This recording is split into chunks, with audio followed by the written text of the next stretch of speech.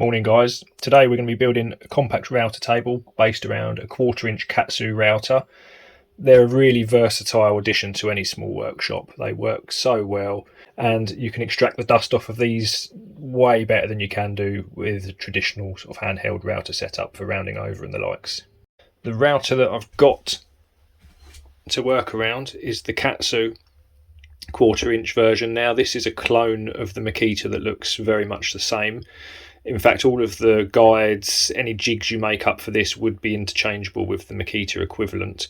They're surprisingly reliable. This one was 38 quid. I've had some of them now for years. This one's absolutely battered. It's been floating around in the van for ages.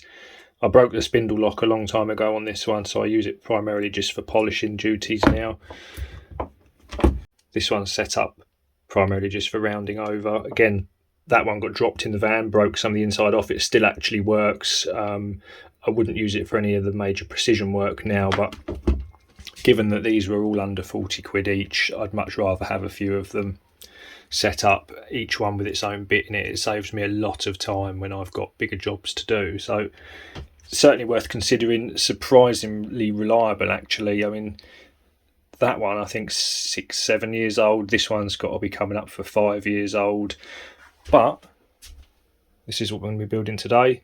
Lovely compact little router table made from mostly Amazon bits, Amazon rail, basic router plate off of there. So I think the total cost for this, excluding your woodwork's, probably going to be something like 65 quid or thereabouts. So certainly a lot cheaper than pre-made router tables. Let's get into it. We've got a couple of router rails, a selection of offcuts from the big workshop. Now this is what I'm going to use for the main base. Now it's Formica stuff coated 20mm birch ply, so realistically this is expensive to buy. I've had this floating around for ages and I thought it would be a good time to use it, but normal birch ply is fine. You could even really, MDF would be fine if you doubled up the MDF. I mean, I try and avoid using MDF wherever I can. I just hate the dust off of it. You can never control the dust that well in a smaller workshop like this. What else we got? Little bag of fixings that I've put together. When I bolt this down to the table, I'm not going to screw it into the rebated section in here. I'm going to bolt right through it. Countersunk head sits in the top here.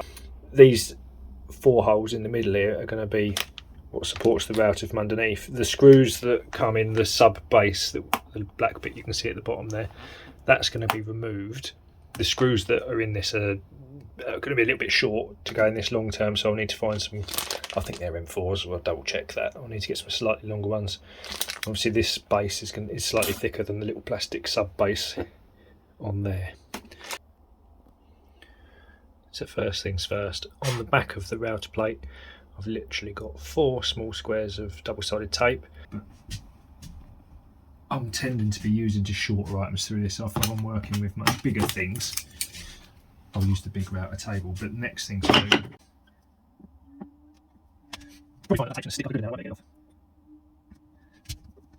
so these are going to be the outer guides for that bearing guided cutter. And we will put that piece in the centre and we'll drop the router down.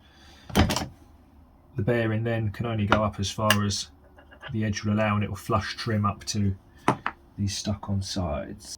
That's in the middle purely just to keep the router stabilised. You could do it with just the outside edge. Again, we've got to drill out the centre anyway to actually allow the router to drop through or come up from underneath, should I say. But putting this on the centre, the router's going to stay nice and stable. What is going to be interesting, this is supposed to be a 10mm radius, which means that ideally you need a 20mm diameter cutter to match this in the corners. Now, the cheapest one I could get off of Amazon for filming with was that. It's 3/4 inch, so it's 19mm and a smidge. So we'll see how it goes. If it's close, I haven't measured this yet. I've offered it up. Difference is negligible. We'll see. Maybe I'll just need to open these up just to fraction, or we just knock the corners out with one of the gouges. We'll see how it goes. Now, because this isn't a plunge router, we've got to be really careful when we lower this in.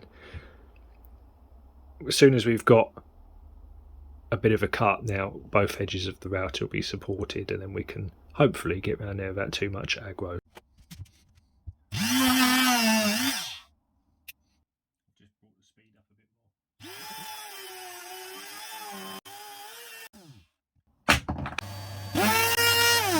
Wow, the cutter's put, and that coating is really tough. I mean, it's almost like a worktop sort of material, some sort of formica, I'm not exactly sure, but I've done my first. Don't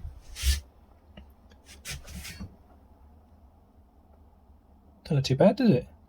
Now, because we've used these guides, which happen to just be the same thickness as the actual baseboard itself, but these are 21mm. So the actual depth that we need to set the router cutter to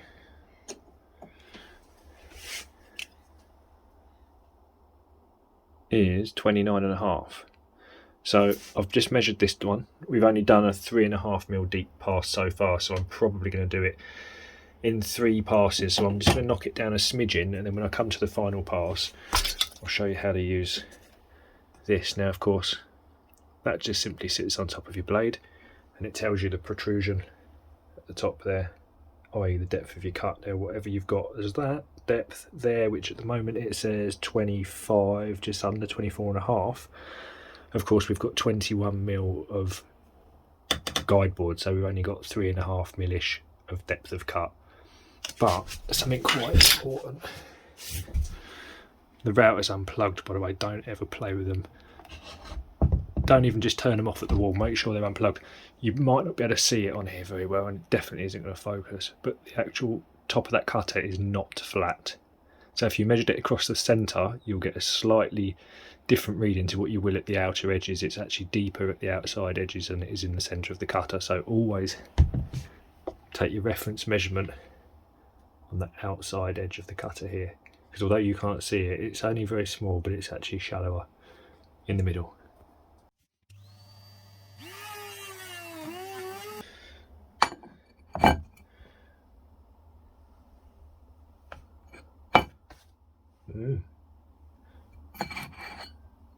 Wonder if it's worth risking taking off them sideboards just yet. Probably not, but I think what I'll do is quickly knock this out with a chisel, and then we'll offer it up slightly. We need to drill some holes through the centre of that as well. So nice. Have I actually done some precision cutting for a change? Right, I reckon we're going to be good with that. I'm going to mark the holes. Going to mark the outside holes that we're going to drill through, and then we'll take this lot off. Actually, we'll take them off now. So I did need to give it a bit of a tiny little gouge around in the corners. The radius is ever so slightly different, so I just had to take a fraction out of there. That drops in lovely. If I push that in, I won't get it back out again, but that's a lovely fit. I'm happy with that for a change. I've just marked the corner holes. Of course, we're going to be cutting out a 95mm circle out the middle, but I'll put these through first, and then once I've drilled through, I'll flip the board over and it will give me a reference point, because I need to open the fixings out to take them top out. So I'm going to drill these holes. I'll probably actually drill them at 8mm. To be honest, that's probably the easiest option. That's the size of the top hat there, and I can push them through from the inside. So let's do that.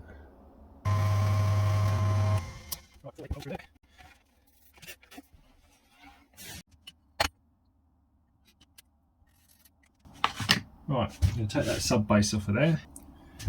Right, that's the little sub base. That's going to be, it's off now. We might just put it back on to trim the channels for the accessory rail, but for the most part we're done with this.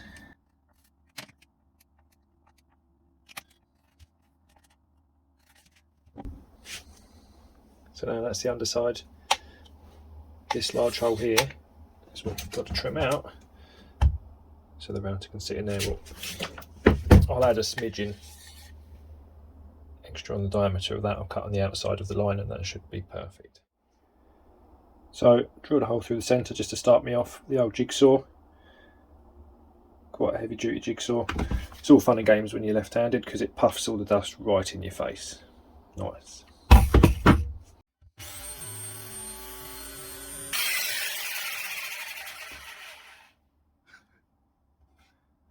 It's not bad for a lefty. Oh, I'll get in there with a sanding drum or something and I'll give that a little, something like that. Quick whiz round, jobs are good.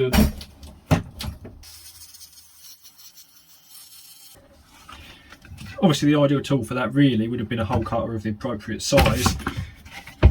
Drilled halfway through, flip it, drill from the other side, meet in the middle so you get nice clean edges, but we haven't got one. So right, so the plan is it's going to sit in here.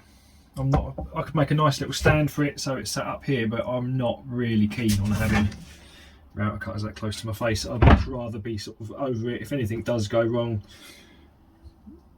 face, belly, I'd rather keep my face, if I'm honest. I've had cutters explode before, not on this type of table, but it's not fun. And it's can go in the vise. I'm going to put some cross pieces on the underside of this so I can just clamp it in the vise, keep it down like this. And of course, it'll only be a few inches deep. It'll be sort of the depth of the lower part of the router itself, and then I can just dismantle it, stick it underneath the drill. It's nice and smooth, nice and flush over the top. Job's a good one. Right, I've put the sub base now onto the actual router base itself. I'm going to use it this way up for the moment when we cut the slots for the rail. The larger the sub base you've got, the more stable, the easier it is to control. This isn't that flat anyway, this is a bit like a wobbly old bit of stuff. That's gone. I think going with the way we've built it with all the bits that came in the box, I'll probably use the little tiny fence that comes with this. It's not ideal, but we can work around it. We might need to just glue a little bit onto the fence to close up the gap. You're looking effectively down the top of the router now. Where that guide is open in the centre there, look. It's very hard when you make that first little break in to stop it twisting. Just screwing an offcut of the actual Formica coated stuff onto here.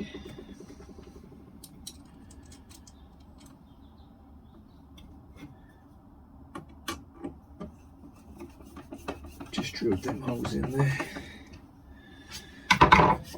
Right, that'll give us a nice, yeah, it'll work. We'll have a nice bit of space coming through.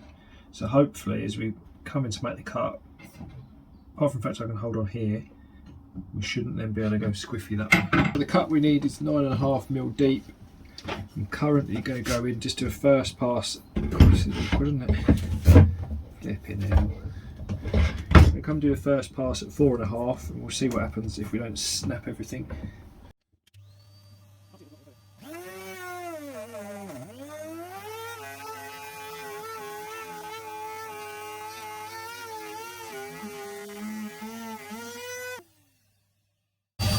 It's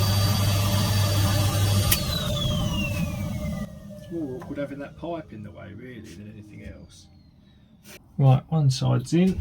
Let's do the last one.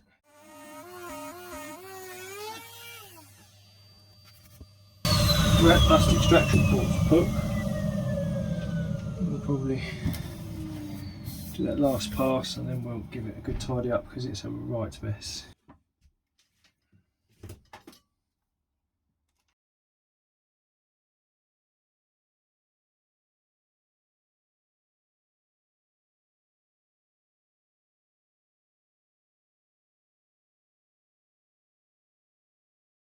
So it's a few days later, I've ordered up some red rail. I think this looks pretty cool.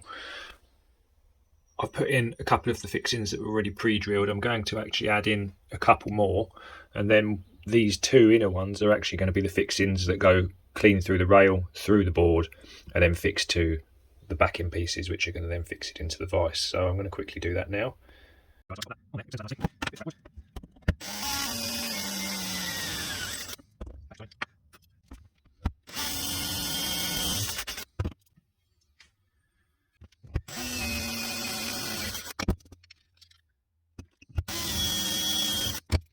Right, there you go. No damage to the rail, no burrs, no nothing. That's how it should be done. Right, so I've got the fixings in. So the two outside ones now, the little wood screws. These are M5 bolts that are going to go right through. These are the little brackets that are going to sit actually in the vise to locate it. Now these are going to be fixed to the underside on those. So I'm going to flip it over, work out an appropriate position, mark it up and drill it and bolt them on. Right, I've got them in the appropriate position. Flip them over.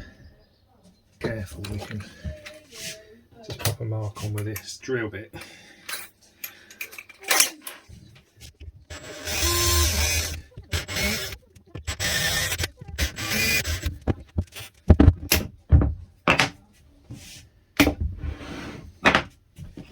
Great, so I can drill through those.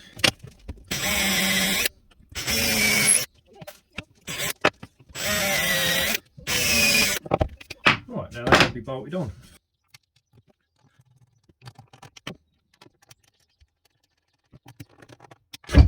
Right, so they're bolted on. That, for the most part, is the base done. Next we'll move on to the fence. I'm quite happy with this so far. It's there's a few slightly wobbly edges, and most of that was down to that little fence on the router, and probably, to be fair, taking slightly too deeper passes cutting through this coating on here. The actual cutter that I was using is all but scrapped now, really, so it really isn't a good idea to be buying cheap Amazon cutters, in all fairness. It should be noted though that working with a lot of this coated stuff, the cutters are almost sacrificial, really. That's the lower portion mostly done now. I still need to give the edges a final sand, and I will give them a nice coat of oil as well, just to stop any moisture ingress into there. I'll also take the actual router plate out and give all of the exposed wood a coat of oil under there, and the same underneath of the rails as well. But that's turned out fairly well. I think the rail itself was a 2 foot long rail. That cost about 12 quid. The router plate was, I think, £11, something like that, and the router itself was only, in fact that was 38 quid. Fairly expensive to buy the Formica cover boards, but like I say, normal birch ply, MDF is fine. I think next I might end up doing a drill press table as well, we'll see. Right, so this is the plan for the fence. Some more of the Formica coated birch ply now. I'm not entirely sure how strong this is going to be once it's drilled. I'm going to keep it quite simple. I'm just going to drill straight down through the top, run a long M6 bolt through into a standard rail nut. It sits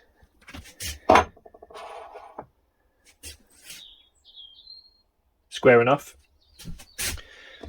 and then we'll give that a go, and I'll cut a little channel out of here, and I've got a little dust extraction port that I'll put on the back of that. What I do need to do, I'm going to open up, this is the top, that's the bottom side. I'm going to open these holes up from 7 to 8mm to accept the shank of the rail nut. These little step drills are really useful just for opening up holes like this. Just go and buy the cheapies because they all end up getting thrashed. So let's open that hole up from the 7 to the 8, and then I used the edge of the step for the next size up, which was a 10, just to put a little countersink on the edge there and clean the edges up, so that worked pretty well. These are M6 by 60 length, and these are standard rail nuts.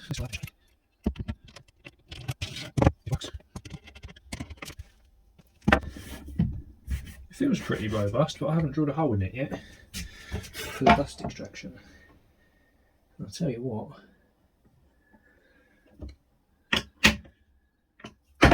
oh, it's lovely. That is definitely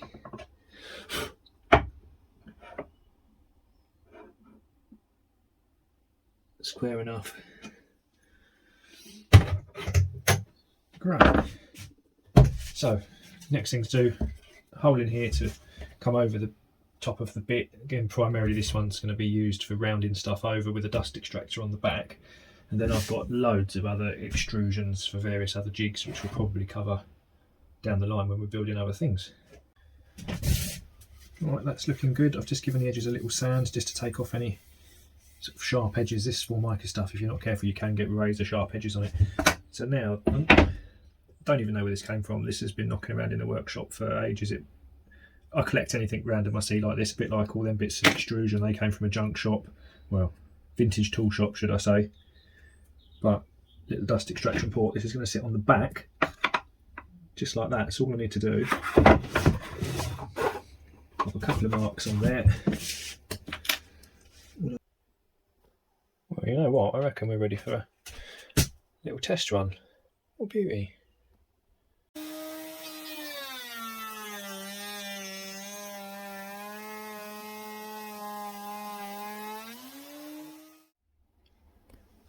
I've been using the table about a week now. I've got to say, it performs pretty well. If you just take shallow passes, I mean, just don't be too greedy with your cuts. It seems to be working all right. Currently, I'm running it with a pair of fences because I've got a particularly deep cut to take out of this quite tall bit of wood. That's where I'm going to work up to at the moment, but it's quite safe in there as long as you do. So far I've done 2 passes to take that down to sort of 3mm deep.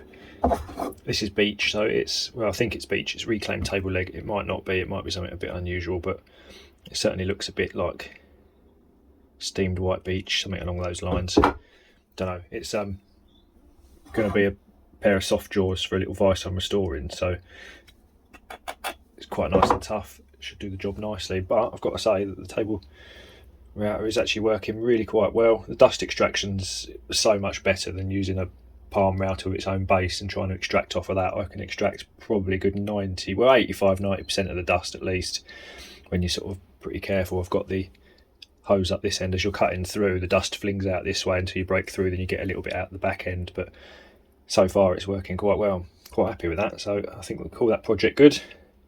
On to the next one.